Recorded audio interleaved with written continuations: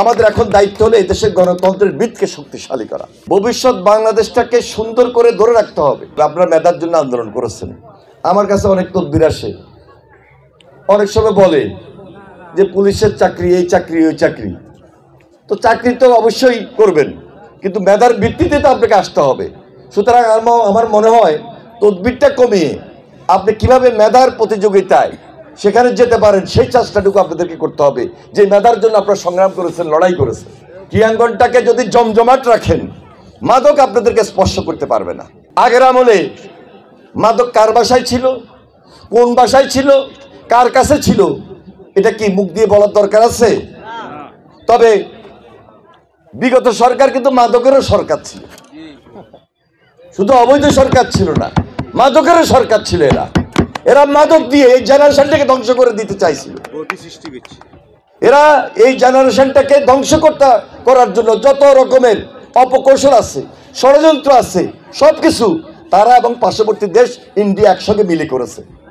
পার্শ্ববর্তী দেশ থেকে মাদক আসছে, আর তারা এখানে মাদকের এজেন্সি নিয়ে বাংলাদেশের এই যে যুবক, এই যে ছাত্র, এই যে তরুণ, তাদেরকে ধ্বংস করতে চেয়েছিল।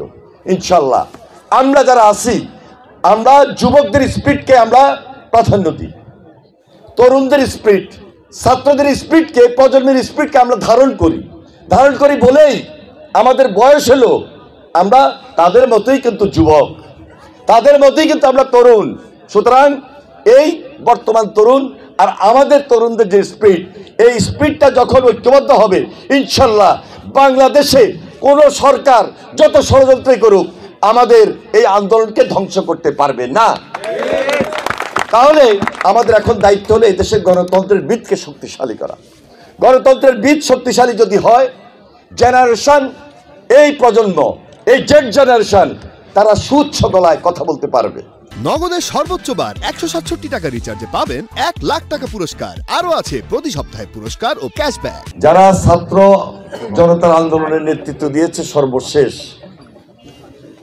এই জেনারেশন, এই যুবক, এই তরুণ, এই ছাত্র, তাদেরকে শুধু মেলার ক্ষেত্রে নয়, পুরা জেলার ক্ষেত্রে, জেলার একটা স্বাভাবিক পরিবেশের জন্য খুব সজাগ থাকতে হবে, সতর্ক থাকতে হবে।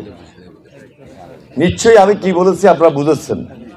আমরা যদি সজাগ এবং সতর্ক না থাকি, তাহলে যে কোনো সুযোগ ওই হায়েনারা, যারা বিগত দিনে আমাদের এই পরিবেশটাকে নষ্ট করেছিল, তারা কিন্তু আবার যে কোনো সময় আমাদের পরিবেশটাকে বিনষ্ট করতে পারে, কারণ তারা ষড়যন্ত্রে লিপ্ত। তাদের এই ষড়যন্ত্র বিভিন্নভাবে চলছে। আপনি ফেসবুকে যান, দেখবেন এক সময় তারা মিছিল করেছিল, এখন সেই মিছিলটা এখন ছেড়ে দিচ্ছে, আর পার্শ্ববর্তী দেশে বসে বলতেছে যে কোনো সময় চলে আসব। তার মানে কি? উদ্দেশ্যটা কি? এখন পর্যন্ত এরা জাতির কাছে ক্ষমা চায় নাই, বরং আমাদেরকে থ্রেট করতেছে, আমাদেরকে ধমক দিচ্ছে।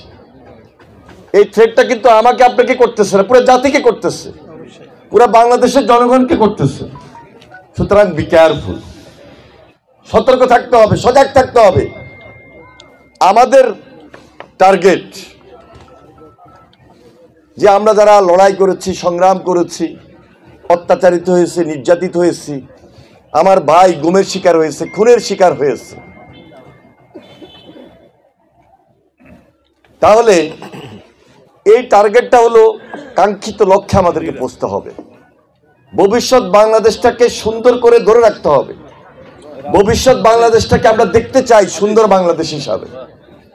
সেটার জন্য আমি বিএনপির একজন দায়িত্বশীল লোক, শুধু কি আমার দায়িত্ব? আমি কি শুধু আমার জন্য আন্দোলন করেছি? না, বিএনপি আন্দোলন করছে দেশের জন্য, জনগণের জন্য। এই ছাত্ররা আন্দোলন করেছে তাদের জন্য নয়, দেশের জন্য, জনগণের জন্য। সুতরাং আমার টার্গেট আর ছাত্রদের টার্গেট একই টার্গেট।